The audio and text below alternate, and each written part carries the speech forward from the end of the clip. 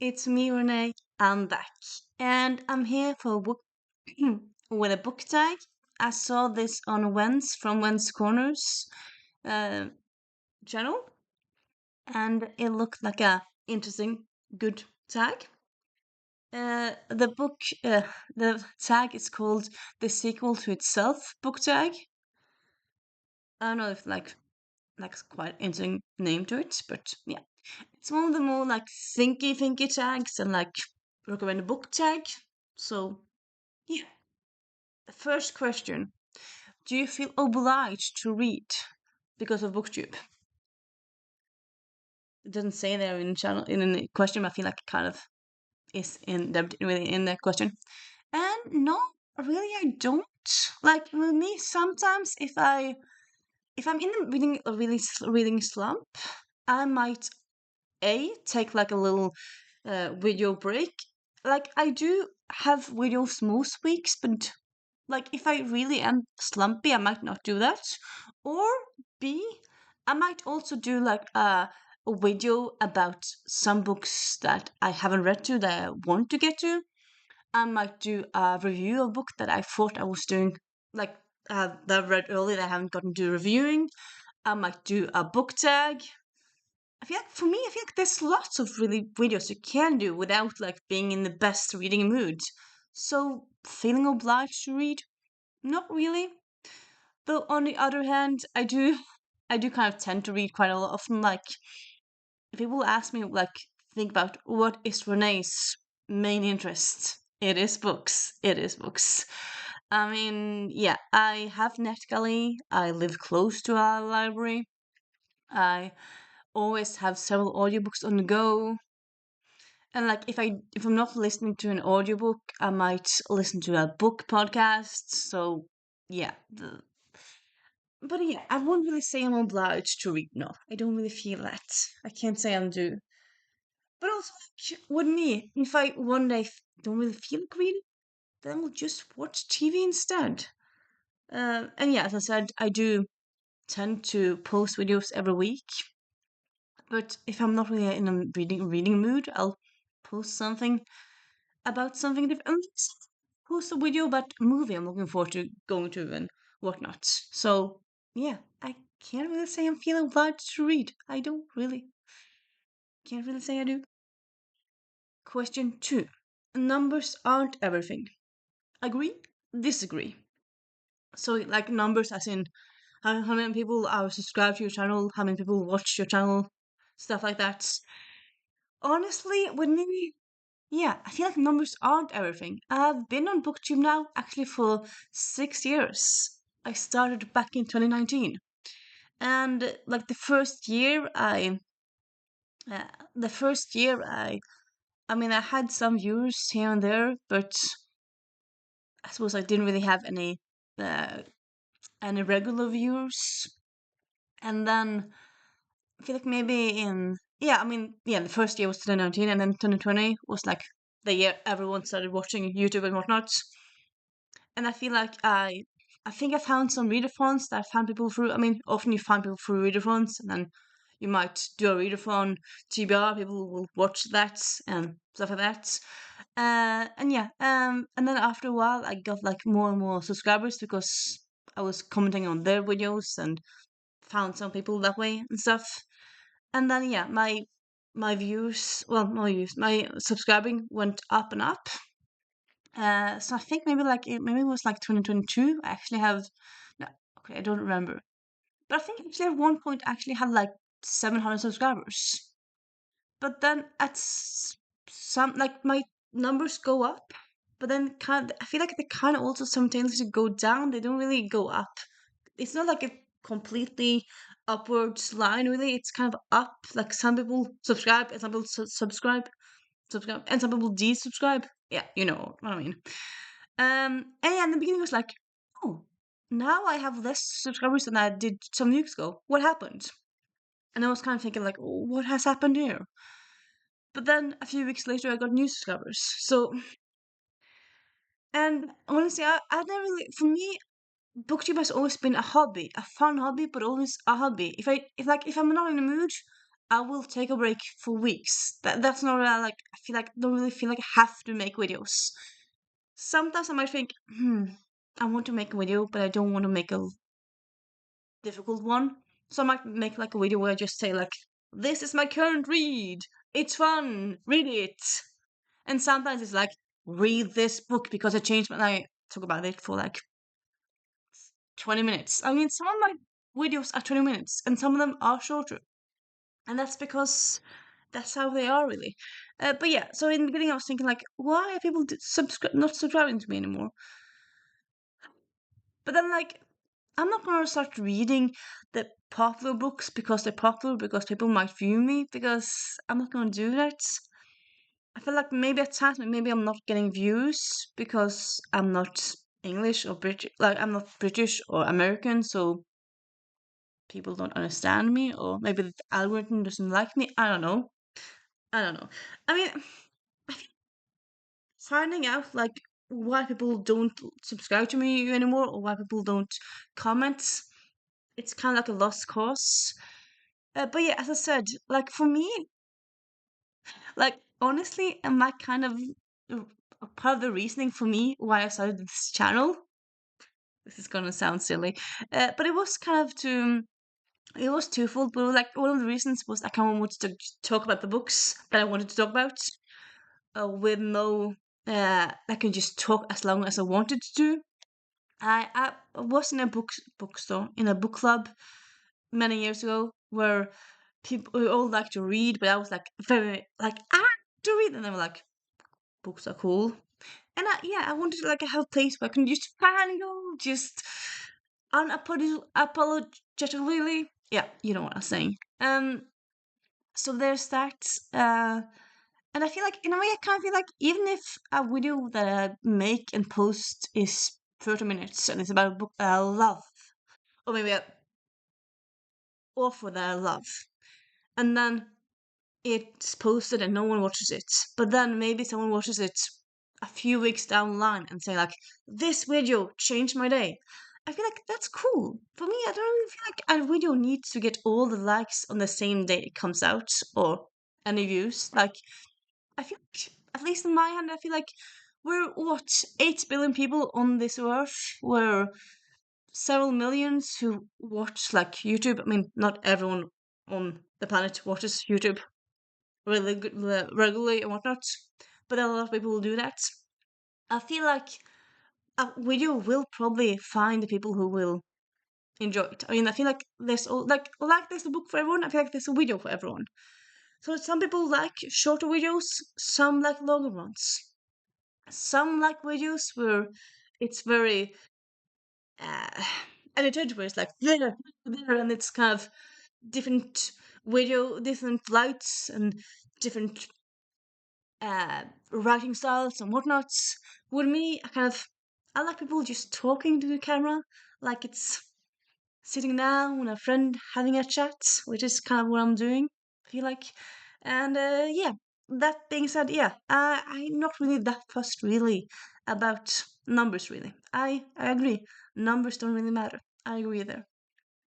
And also recently this year I started doing sprints where I talked to a lot of people doing sprints and they say like they often have like watch later lists where they watch some videos like maybe once a month. So like they want to watch people's videos, but they might not watch them when it comes out. So yeah, I feel like I'm not feeling that you're reaching your people and whatnot. I feel like yeah.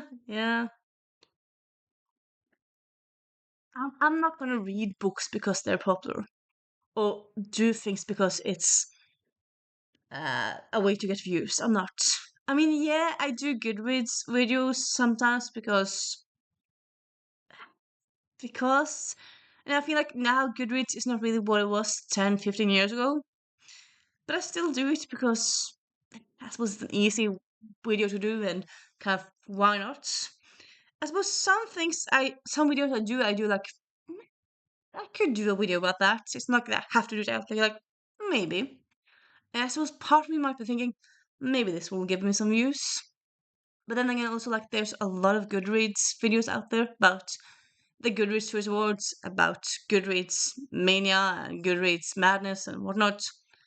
not people, not everyone is gonna watch all of the Goodreads videos out there, really. But yeah, but that being said, I'm never gonna do a video about something that I have no interest myself in. I might do a video about something that I feel is newsworthy, video about something that people's talking about. Maybe it's a new book that came out, or it's a controversy or something like that. But it's always going to be something that I have a coherent interest in. I'm never really going to do a video about, I don't know, Stephen King's newest novella or Stephen King's newest movie because I'm not really a Stephen King fan. So yeah, I suppose again, maybe if an actor in it interests me, but if it's nothing about it that interests me, I won't make a video about it. Yeah, I'm honest that way. Honest. Not people that people pander are not honest, but yeah, you know what I mean. Uh, that was a lot of talk for one question, but yeah. Question 3. Do you feel pigeonholed? Do you feel you need to make certain content on certain things, content about certain things, which I suppose I kind of have talked about already? But yeah, I don't really feel like I do, no. I suppose maybe 10, 15 years ago, I feel like a lot of BookTube were people talking about YA books, or yeah, that's kind of what they talked about. I feel like now BookTube is kind of much bigger. I feel like you can talk about whatever and people will be interested in it. And I think I think I heard people say that they watch people that they might not agree with book taste wise, but they still kind of like maybe they like their hair, like their background, they like their glasses. I don't know. I mean, there's something about the videos that they like, not necessarily the books themselves. And yeah, so yeah, do I feel like I have to make certain videos? Not really. I mean, I make TBRs that I often ignore, but I do kind of still like to make TBRs, even though I ignore them. And I don't really know how big TBRs are nowadays and how they used to be. I feel like a lot of people do like book vlogs, which I have tried to do. I've kind of thought about doing. I had like this big plan to do like a book vlog last year because of like 5 years on BookTube, and then it just never happened. I suppose I've done kind of book vlogs sometimes, but not really that often. So I suppose that's kind of a thing that's popular that I don't really do. But yeah, I don't really feel pigeonholed at all. I can't say no. Can't claim to do that. Question 4. Are you reading for the algorithm? Which I feel like it's kind of the same question, really. Do you, or like the first question, do you feel obliged to read? But yeah, feeling reading for the algorithm. Not really at all, no.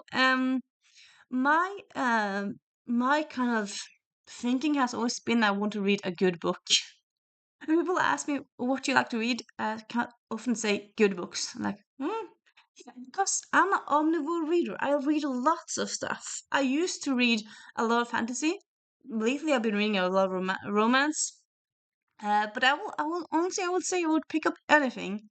Well, I suppose some exceptions. I don't read gore, so like if it's fine if it's a crime book, but not in a book where the murderer is stabbing and taking someone's eyeball and laughing with it. Like, yeah, I don't really want gore. It can be a mystery, but not that gore. Like, not Saw stuff, if you understand what I mean. So yeah, there's that. But also, other than that, I like to read good stories.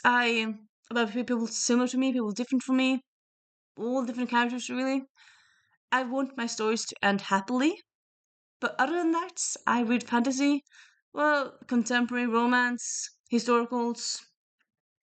Well, I suppose it needs to end happily and be kind of funny. Like, it can't not be funny at all. It has to be somewhat funny for me to enjoy it.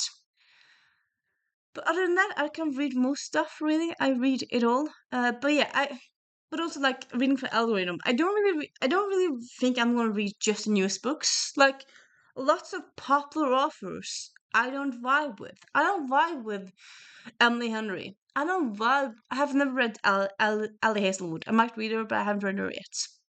I have not read. Well, I've read. What's the author again? The author behind Atmosphere. Taylor Jenkins Reid. I read one book by her, the Evelyn Hugo, Seven Husbands, Evelyn Hugo. It wasn't for me. So yeah, I'm not gonna read something and I claim to love it because it's popular. I'm not. If a book I very much enjoy also is popular, fun. But it's not really something that I needed to be popular. Like I focus more on the book.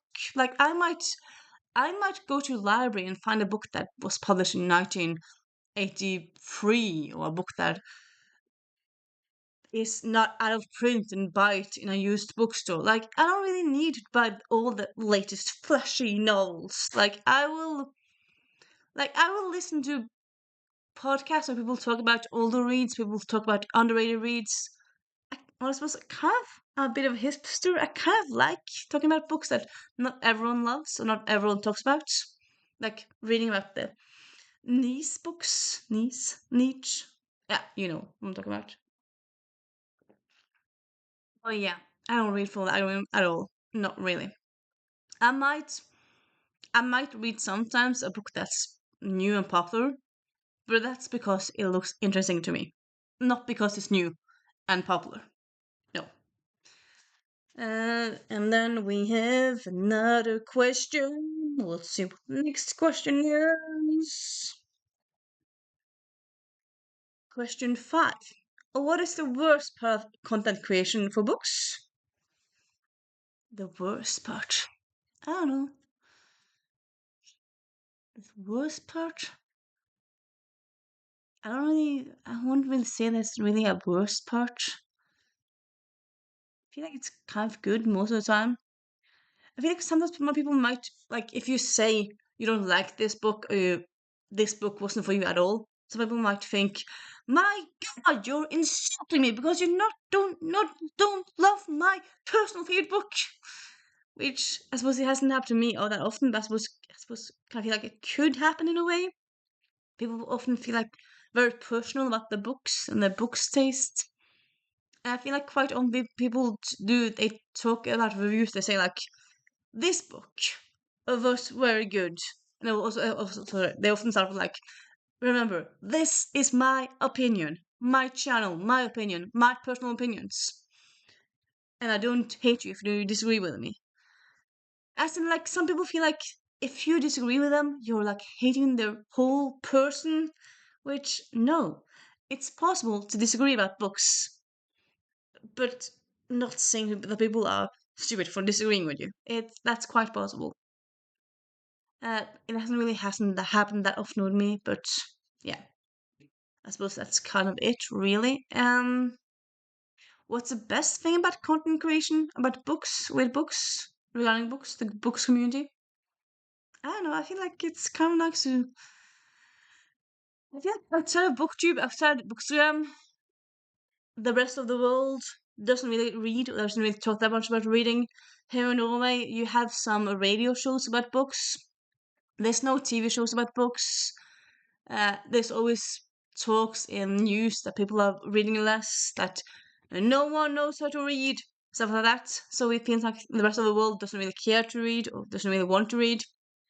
And like me personally, when I was in high school and children and in private school, I was often bullied because I loved to read. Well, when you're in the book community, we all love to read. So it's kind of good that way, I would say. We're all just here for the love of books. We might love different kinds of books, but we all like, everyone is like, oh, you got a new book. Oh, you've had a new favorite author. Oh, so happy for you, so happy for you. I feel like that's kind of often the vibe, really. And yeah, I love that. I love that. And yeah, that is the last question of the sequel to itself, book tag. Quite a weird name, but yeah. If you see this and you want to do it, tag, you're it.